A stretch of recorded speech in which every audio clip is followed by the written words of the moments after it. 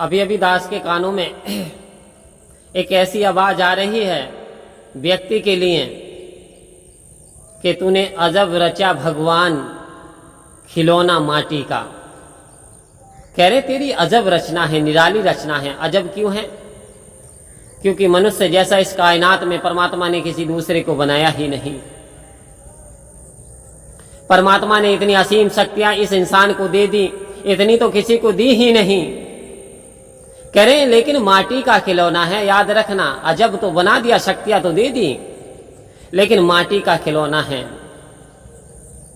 बूंद पड़े ढल जाए भजन करो भाई, ये जीवन 2 दिन का। कह रहे शक्तियां तो बेशुमार मनुष्य को दे दी और अजब रचना भी कर दी, हूबू अपने जैसा बना दिया। हूबू ऐसी शक्तियां दे दी, कैसी? जो कि देवताओं को भी ऐसी शक्ति नहीं बख्शी, जो बड़ी बड़ी महाशक्तियों को ऐसी शक्ति नहीं दी जो कि इस इंसान को दे दी। लेकिन वाह रे वाह इंसान, क्या तेरे गजब काम है। यदि परमात्मा भी तुझे देखता होगा तो तुझ पे यही सोचता होगा, क्या मैंने इस इंसान को क्यों बनाया। आहु संत महात्माओं, इस इंसान कितना बेवफा ये आज का इंसान हो गया कि लोग इंसान से ज्यादा कुत्तों पे विश्वास करने लगे। आज इंसान ने करा क्या? आज इंसान ने विश्वास को तोड़ दिया। कैसे तोड़ दिया? आओ संत महात्माओं, एक ऊंटों का एक बेड़ा एक जंगलात में रहता था।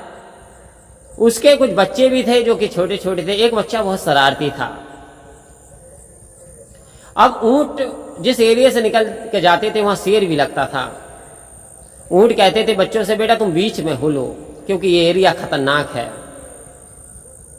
इस तरीके से वो लाइन टू लाइन चले जाते थे।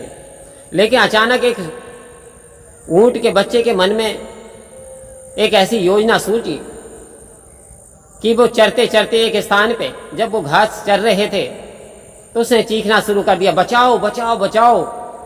मुझ पे शेर ने आक्रमण कर दिया। सारे जब ऊंट वहां आए तो देखा तो वहां तो कोई शेर नहीं था। वो मुस्कुराया, कह रहा मैंने तो उल्लू बना दिया आपको, मैं तो आनंद ले रहा था। वो सब चले गए। बोले बेटा ऐसी शरारत अच्छी नहीं है, ऐसी झूठ बोलना अच्छा नहीं है। अब वो चले जाते हैं। आफ्टर सम टाइम, कुछ दिन के बाद वही नाटक उसने शुरू कर दिया, बचाओ बचाओ बचाओ। मुझ पे आक्रमण कर दिया भेड़ियों ने। देखा तो कुछ नहीं। जब 4-5 बार उसका यही उस बच्चे की शरारतपन रही तो 6ठी बार अब सब देख करके आश्चर्यचकित हो जाएंगे कि उसके साथ ऐसी घटना घट गई उस बच्चे के साथ।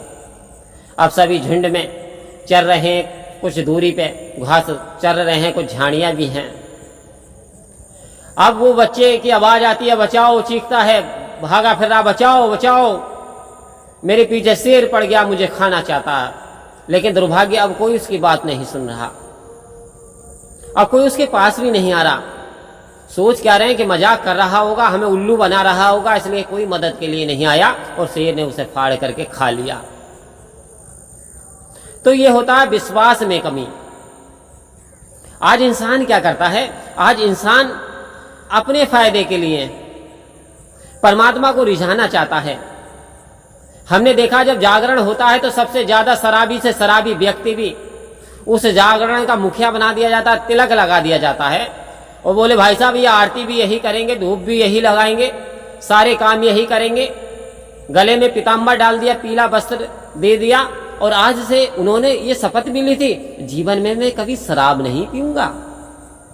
बड़ी खुशी होती है साहब, जीवन में शराब नहीं पिए। 48 घंटे के लिए ही रामायण हो रही है और उसमें भक्त बन गए हैं। आपने मदिरा का छोड़ने का, आपने मांस तामसिक भोजन छोड़ने का सारा प्रण ले लिया, बड़ी खुशी हुई।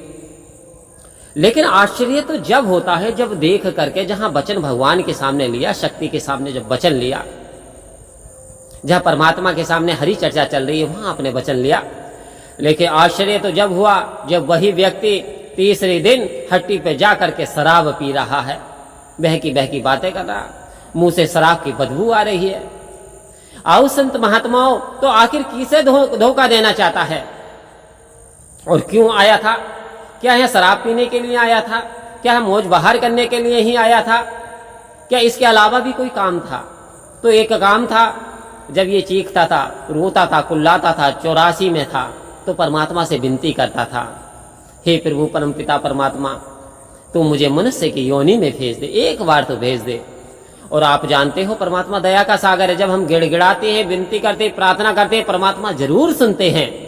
परमात्मा को आज दया आ गई, तो इसने क्या वादा किया कि वादा करके राम भजन का जीव जगत में आया था।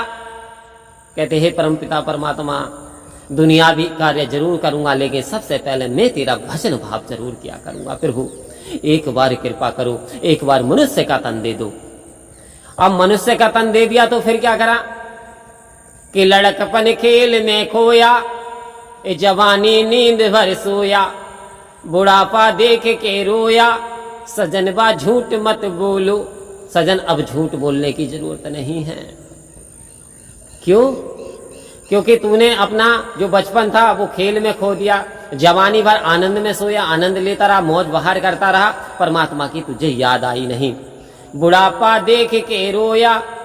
अब बुढ़ापा बुढ़ापा, अब भाई साहब जपना चाहते हो राम राम, लेना चाहते हो कृष्णा कृष्णा, कर रहे हो कड़े कड़े, क्योंकि आपके दांत उखड़ चुके हैं, वायु निकल रही है, जो उच्चारण करना चाहते वो हो नहीं रहा, शरीर साथ नहीं दे रहा, कैल्शियम की कमी है, जोड़ों में हाथ पैरों में दर्द होना शुरू हो जाता है। तो आओ संत महात्माओं, बचपन में जागो, जवानी में जागो, ये मेरा तजर्बा कहता है। जब बीती उम्र बाबुओं में फिर कुछ लगा हाथ नहीं, मैं ये कर लूं, मैं वो कर लूं, कहने से बनती बात नहीं। खाली कहने से बात बनने वाली नहीं संत महात्माओं। अब जाग जाइए, बड़ी मुश्किल से ये हीरा जन्म मिला, ये सदगुरु ने बड़ी कृपा की, बार बार ये बात आने वाली नहीं जीवन में। और ये भी भरोसा नहीं, क्या भरोसा है इस जिंदगी का, आदमी बुदबुदा है पानी का, क्या भरोसा है इस जिंदगी का। आओ संत महात्माओं, हमारे जीवन का कोई भरोसा नहीं। क्यों? राम नाम सत्य है, सत्य बोलो मुक्त है। सत्य बोलने से मुक्ति है, राम का नाम सत्य है, इसके नाम में खो जाओ, इसके नाम की मस्ती में ऐसी पियो जो हमेशा चढ़ जाए।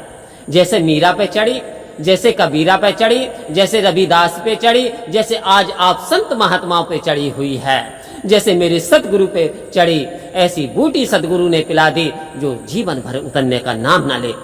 तो हमें यही प्रेरणा, यही संदेश सतगुरु का अपनाते हुए कि जीवन में हमें नशे को हाथ नहीं लगाना, हमें बुराई से दूर रहना है, हमें सतगुरु के वचनों को अपनाना है और अपने जीवन को धन्य बनाना है। परम प्यार से बोलिए धन्य का जी।